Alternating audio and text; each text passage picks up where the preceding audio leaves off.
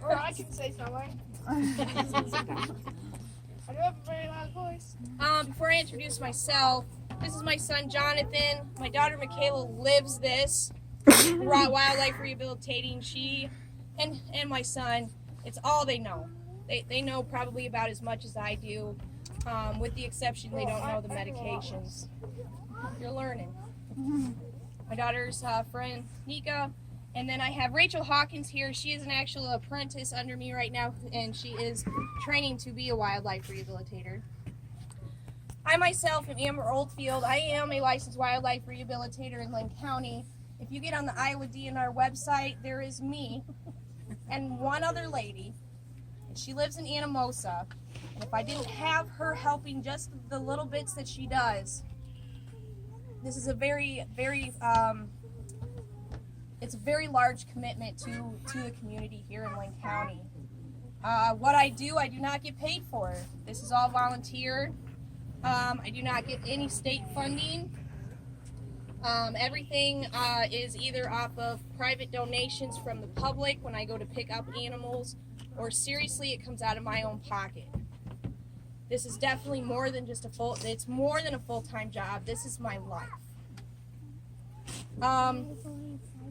But I thank you all for being here. I see old faces, new faces, and I'm happy to see all of you here.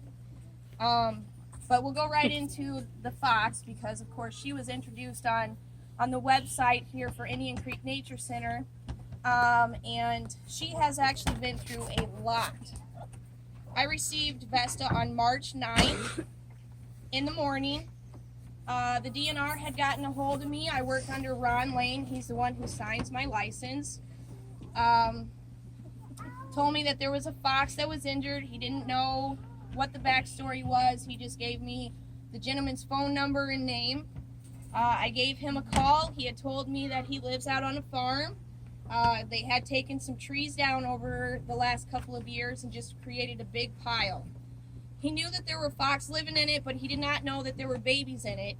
And it was a good day for a burn, and so he started the burn. He was hoping that the adults would get out. But he went down the next day to see how the burn was going, and Vesta here was sitting up against a tree, very badly burned. But he called the DNR. He still tried to seek help for me. So I have to give that man credit, because we wouldn't be here today with her if he didn't still reach out for somebody to help her out. So once getting Vesta, it was very obvious she had burns. Her tail was completely singed to the point where her fur, it just looked like a melted, it was melted. You could feel her tail in there, but you really couldn't tell there was fur. She had a very large burn on her back. The only thing that really didn't seem to be affected from the burns was her ears and her face. Her whiskers were still singed and melted to her face. Her paws were swollen to the point where you couldn't tell one pad from the other. We got her into the vet. Edgewood Animal Hospital here in Cedar Rapids is the only vet in town that actually helps me with my wildlife. They are the only ones who are actually certified to help with wild animals. You're not able to take wild animals to really any other vet in town. I have tried when I've needed emergencies, but they won't see me. Not their fault, it's okay. We thought we had a handle on her burns, everything was healing, scabs were happening, which is also a wonderful sign of healing. And then one day, she had some discharge from her chest. It wasn't swollen, it wasn't puffy, and it was a Saturday. So if anybody has animals and know how hard it is to get into the vet on a Saturday, I am still in that boat. They told me they couldn't see me till Tuesday, and I'm thinking, oh, this is bad, this is really bad. But by chance, my prayers were answered, and they called me back and said that someone had canceled and they could get me in. Well, in that time, I had already shaved her chest to see what was going on, and she had a huge horseshoe opening on her chest. It wasn't draining.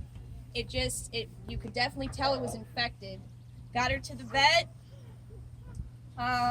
We looked at it a little bit more. The vet pointed out to me that her infection was completely stuck to her chest and would have to be scraped off.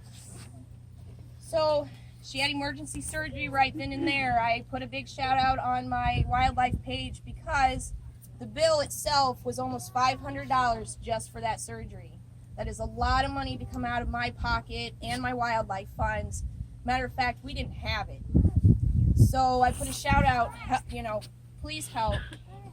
We didn't make it to even $300 for her vet bills, but that little part did help. So then we were able to still get her in, get it all done. So actually, she's been on antibiotics. And Wednesday, we got over 50 staples taken out of her chest. So she just recently got that done. She had to have a cone on. We all know the cones of shame, even for cats and dogs. Yes, she had to wear one of those. She didn't like it, but she actually took it with a lot of pride. She still figured out what she wanted to do. She was still, getting better, gaining energy, eating more. And as you can see, even now, she has a lot of energy. She really has not even sat down yet. Yeah, she is She's laying down in the blanket. Yeah. Only momentarily. Well, we've been here since like 11:30, so so we're still on antibiotics. I did bring a copy of her vet bills for people to see. I am asking for donations today, not so much for her vet bills, but because we have to do a permanent enclosure for her. She will not be able to be released back out into the wild because of her burns on her paws. Her nails have been affected, which they make dens. They dig. So if she isn't supervised in a sense of keeping an eye on that, she could get an infection and then pass away. So she's not ever going to be a pet, an educational animal. She's a wild animal. There is no way of domesticating her. Trust me, she bit me this morning. And there was nothing to think, why would she bite me? I can't even give you a scenario of why she bit me. Except that I was trying to catch her. That was about it. So I'm going to just tell you a little bit about foxes in general. The males are actually called a dog. The females are called vixens. The babies can be called a kit, a pup, or a cub. And the group of foxes is called a skulk. In the summertime, they have short fur. I would say she has short fur, but because she was burned, we can't really go off of that. If you even look at her tail, it's all gray. That's her undercoat. She has lost her top coat. It's supposed to be red. We're hoping that comes back. But in the winter time, their fur gets longer to maintain their body heat. Their tail is called a brush or a sweep, which is kind of a self-explanatory because it's so puffy. Poofy, puffy. Their average weight is from 6.5 to 24 pounds, so they stay usually pretty small. I can see the 24-pound marker more looking at the ones that are in captivity, where they're always offered feed. They don't have to hunt for it. But as you can see, even with all of her jumping, if you've seen all of her jumping, they have really strong legs, and they can actually reach up to 30 miles an hour to catch prey. Fox can live anywhere, including the suburbs, and pretty much any climate, hot or cold, so you can see them all over. Foxes are mainly carnivores, but are generally classed as omnivores, which means they eat meat and plants. I have been told and read about them liking berries, and I have never gotten her to eat a berry yet. So I'm thinking more of when food is less there you go, less available, then they start actually looking for other things. But fox do eat 1 to 2 pounds of food a day. That's because they have a high energy level. It would be probably less in captivity because they aren't running all their energy off and having to hunt. And when you see, a lot of times you see them pouncing. I know there's a video out there of them in the snow, and it just is so neat to watch them, and then they disappear into the snow. But that's actually what they do to catch their prey. They will sneak up on it like a cat, and then once they get close enough, it's straight up in the air and straight down. The extra food that they catch or have, they bury it in shallow holes. You can see fox out during the day. It does not mean that they're sick, except in areas of great human interference. Then they only come out at night.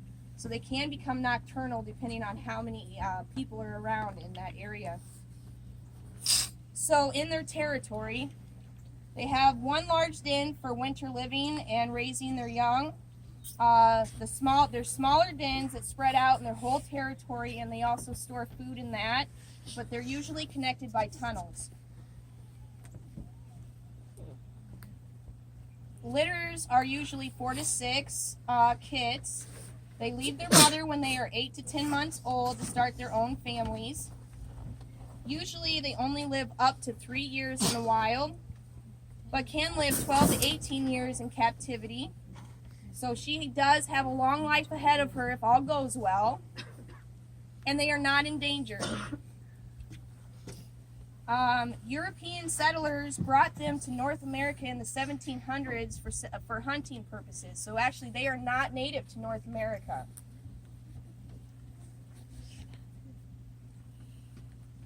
So I'm going to take her out.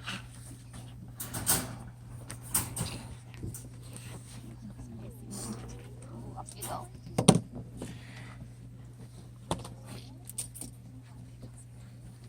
Hold on, you're getting claws in me. I'm going to show you her chest. She is still shaved. And we still have some stuff going on, but she's healing really well. She does have some of her claws that are still, sure, I picked a paw. We have claws that actually will always grow down and under, so they will always have to be clipped because of the burn. It makes them really thick.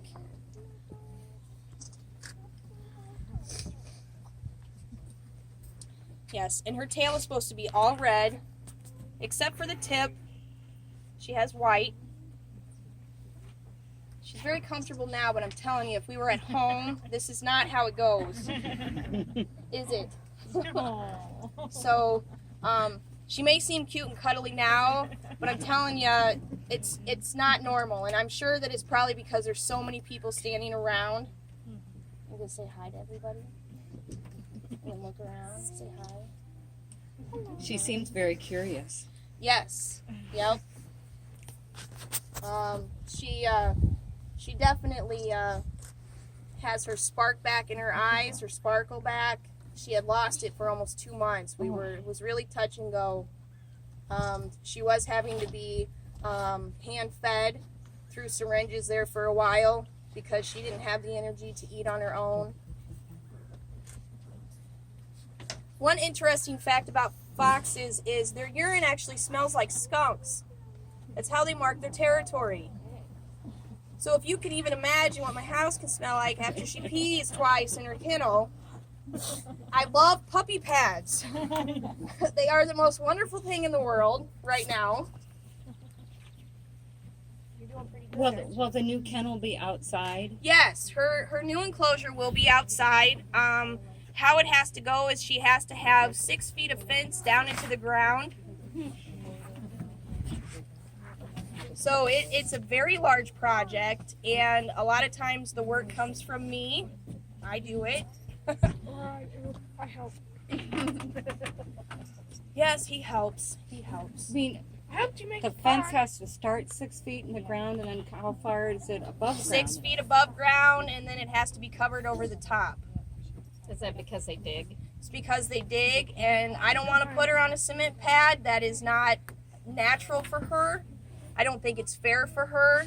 I don't feel it's humane for her.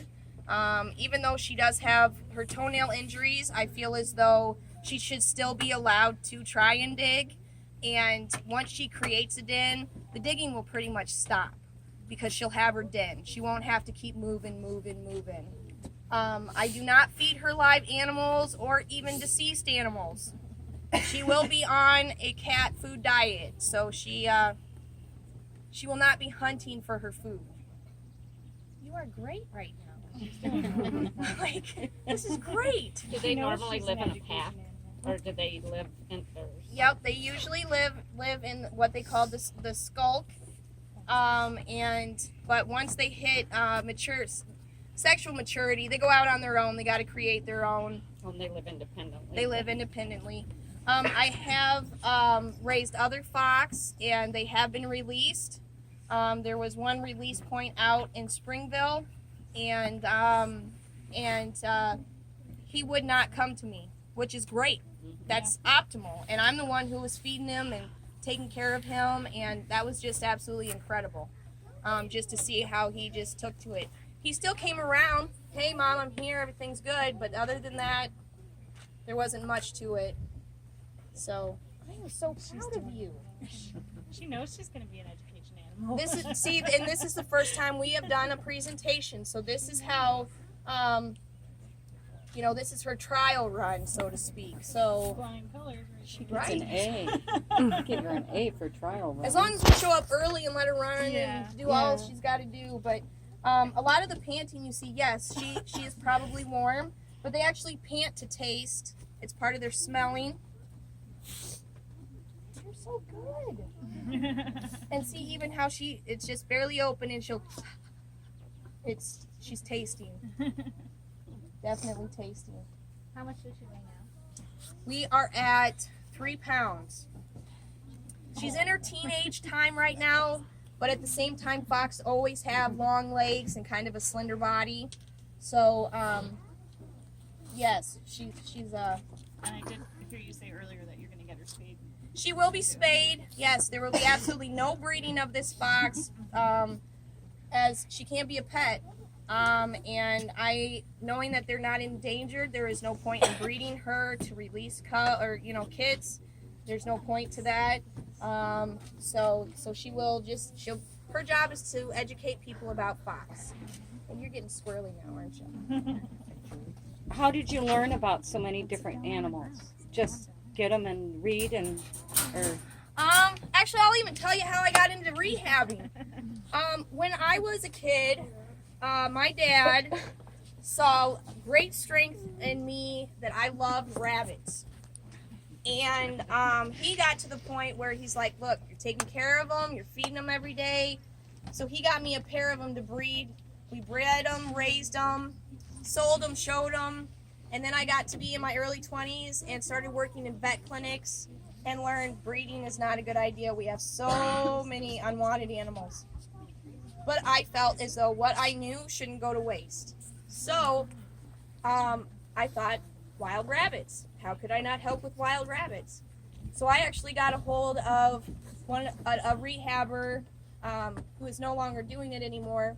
I had to work under her for 2 years, and then I applied for my permit and started that. But yes, all the animals are trial and error. A lot of reading, a lot of talking to people. There just is not much known about wildlife. You can get the facts, but when it comes to treating them or raising them by hand, there just isn't much out there. I might write a book one day. I just don't have time. Yeah. So Do you keep a journal or notes per I animal? just don't. Well, I have to keep track of what animals I intake and their disposition. So Yeah. whatever the outcome is, because that's part of my permit with the state, so the state can keep an eye on what's coming and going. But otherwise, no. You should you keep can- a little you can- journal But every you can day. ask Write me. something You down. can ask me what to feed things and how I do it, and I'll Yeah. show you. Yeah. But there's no rule book. There just isn't. It's all trial and error. And one big thing about rabbits is they can't vomit. So you can actually, they are very hard to rehab if you don't know what you're doing. A lot of times people say, well, I'm going to try at home, and human formula or cow's milk is the worst thing you can give them. It creates gas, and then they're done. Then they all pass away. But I can tell you, even with rabbits, once their eyes are open, they're on their own. Wow. So they're mom's real quick with them. It doesn't take very long for mom to be done with them. I do have on the table here, I have my tablet playing of pictures that I have of animals that I have done in the past. I have stuffed animals to give you an idea of the array of different kinds of animals that I have rehabbed, still rehabbing. Baby birds are the big thing right now. Duck eggs are a big thing at my home right now. Mom duck with baby ducks are at my home right now. I have business cards there with my phone number and address. If you do not have it, please take it. I've been doing this over 9 years, and I look at it as a lifelong commitment. It is something that I will not stop doing until I'm literally physically unable to do it. Good for you. So, Good for you. thank you, everybody. I'm going to still be here for questions and anything else. But I do want to point out that if you do not have cash on you, we do have something that we can take credit cards for donations. And the guy in the black hat with the Oreo on it will be the one doing the cards. So, but is there any other questions right now? How big is the enclosure you're going to build? That's all going to depend on funding. So, Is it going to be out of wood or metal? it'll have to be regular fencing. Okay. What you would see is chain link fence. Probably what's in the ground is going to be a smaller holes. But what's above ground is going to be the regular chain link fence. Oh, definitely 6 feet high on the outside, or above ground. Closed over the top. And then there'll also be, the thought of, well, then do you build like something over it to create a roof? So there's a lot to go into play. How much longer will she stay with you? Her forever. With you? Yep. I will not pass her off to anybody else. And how long do they usually live? They can live up to 22 years in captivity. So if she makes it that long, then what a great opportunity for her to teach people about fox. So, oh yeah, I do. I have my catch pole. This is something else that I use a lot. It's not very long that you usually see animal control officers with because I need to get up and close and personal. But even if you look at it and on the end, it is definitely bitten up, and I'm so glad I have the pole and it's not my hands because they go right through gloves. Wow. She'll go right through gloves right now, even with her baby teeth. Let me stop that. On the enclosure, how